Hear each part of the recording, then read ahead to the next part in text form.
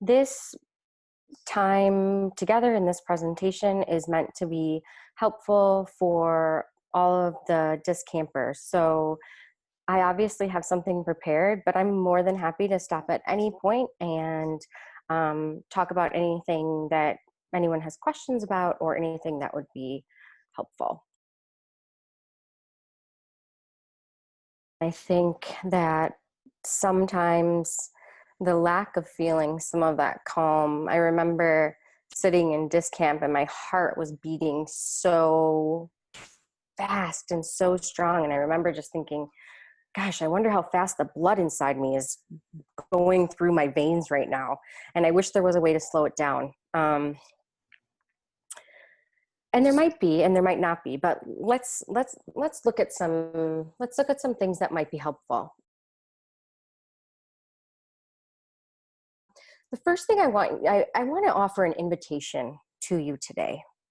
And I have the invitation right here on the screen. And it just simply says this: I want you to consider how your experiences with education may have been different if there was a focus on not just what you learned or what you could produce, but how you felt while learning and how that impacted you. That's one of the things that I study and I think about a lot, because I often wonder how different the education experience might be for my students in particular if I took the time to focus more on how they were feeling about themselves, one another, and what they were learning, and not just the content. And if there was a way to think about or almost measure teacher success by how positive or productive or whatever goal you're trying to reach in your classroom, right? In your classroom community particularly, if there was a way to focus on that instead of what students could produce and what they could learn. And the second part of this is a question, and it's just, does learning have to be stressful? And how does feeling anxious impact education? That's those are the big overarching questions that I went into my dissertation with.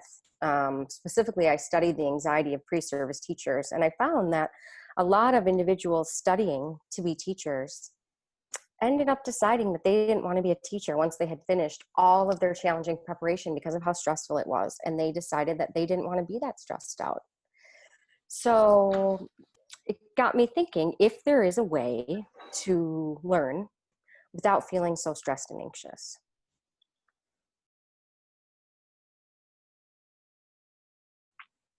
So our two focal questions for today specifically are, what is dissertation anxiety?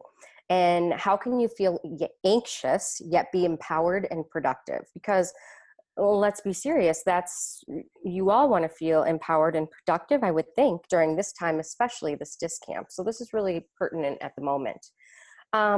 So I want to make sure that we're all kind of coming from the same reference point. And to begin, a definition of anxiety is just that it's a normal reaction to stress, and it can be beneficial in some situations. It can alert us to dangers and prepare us to pay attention. So hopefully somewhere along the way you have experienced that when you feel some heightened anxiety or anticipation or something of that regard, that additional adrenaline helps you to be productive. Some people actually work better under stress. But what we're talking about today specifically is when that gets to a point that it's no longer helping and it's no longer productive, and then what do you do? One of the challenges with anxiety is the taboo around it and the taboo around mental health in general. And one of the reasons for this is that this taboo goes back to literally the ancient Greeks, and instead of anxiety at that time, they called it hysteria. And the problem with this taboo is not only all of the barriers that it puts to coping, but also the barriers that it puts to us understanding one another. Obviously, what anxiety looks like, what triggers it, and what may hinder it, what may increase it. Everything surrounding anxiety is completely and totally situational within a person. So with it being taboo and something that is not necessarily considered almost appropriate in some social circles to talk about, it makes it so much harder to cope with it and to understand others that are dealing with it. And that's always been one of my biggest frustrations with my anxiety disorder, and why I've turned to writing, because I feel like there's no way to realistically and honestly explain to other people how it feels to me mentally and physically.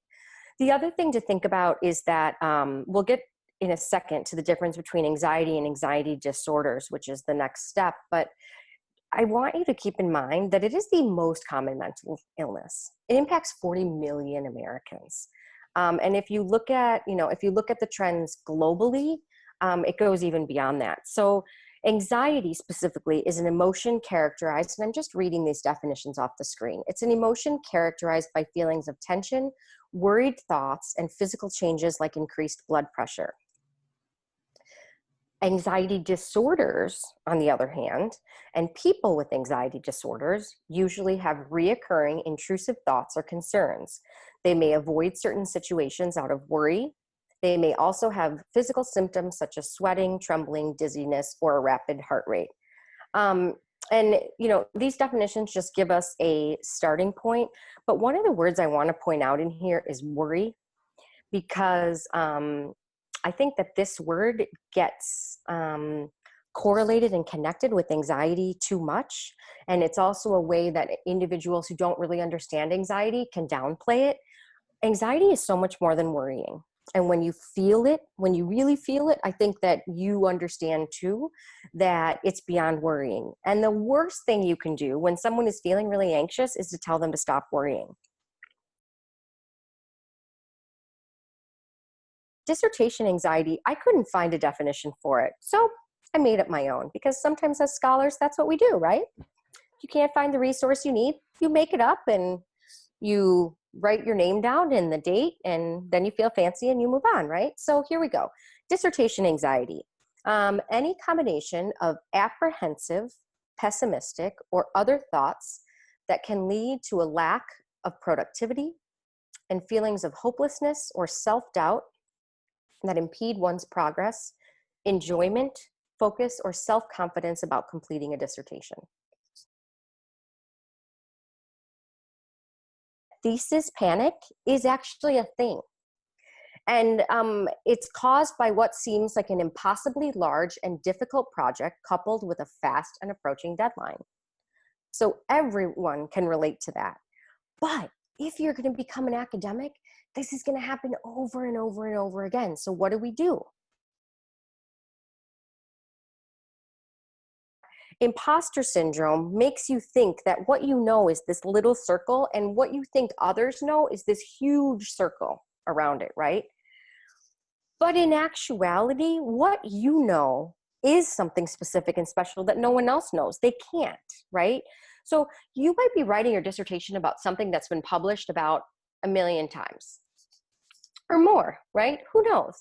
But no one has your perspective and no one has your experience. So there is something still special and unique about your dissertation. And that's something that you have to remember, because it's validating.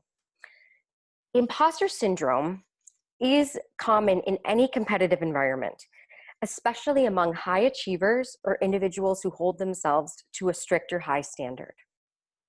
So going back to the comment before about feeling passionate about your topic, that might make you even more prone to something like imposter syndrome, because you are a high achiever and you really, really want to do well. And we're all kind of obsessed in this mix of, social distancing and distancing of all kinds now, right? And I just thought that this comic right here was so pertinent. One, because we need to take a second or several every day in our learning and education process to laugh, because somewhere along the way, this should be fun, right?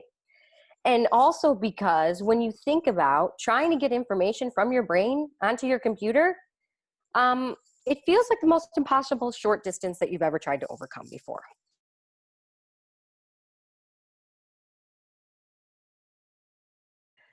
I think that one of the things that can be really helpful here is honesty.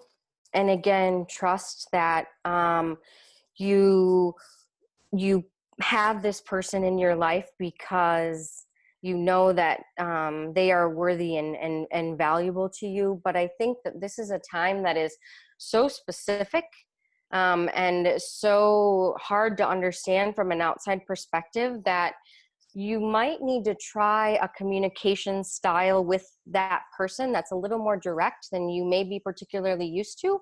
So, for example, you might say, I just wanted to share with you how I'm feeling right now and some of the things that I'm thinking about my dissertation, or that I'm feeling about this process. I needed to constantly tell my partner that I didn't think I was going to finish, that I wasn't smart enough to do this, and that I was feeling really anxious.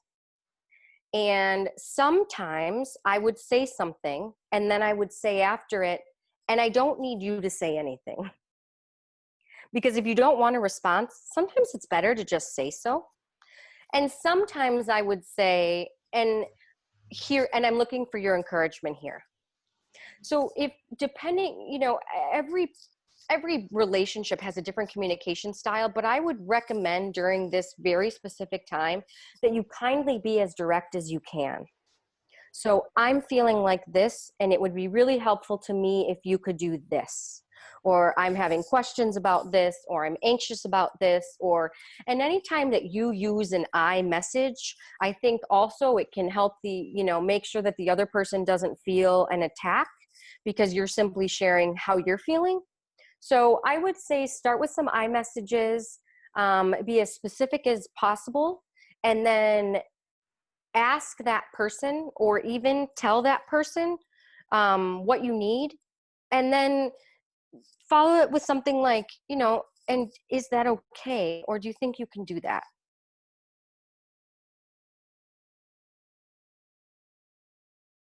What a blessing to be able to reflect on your privilege, but also you then, if you are a reflective person and someone who can reflect on your privilege, also then recognize that you necessarily don't get to control your thoughts or how you feel, and they can't be wrong.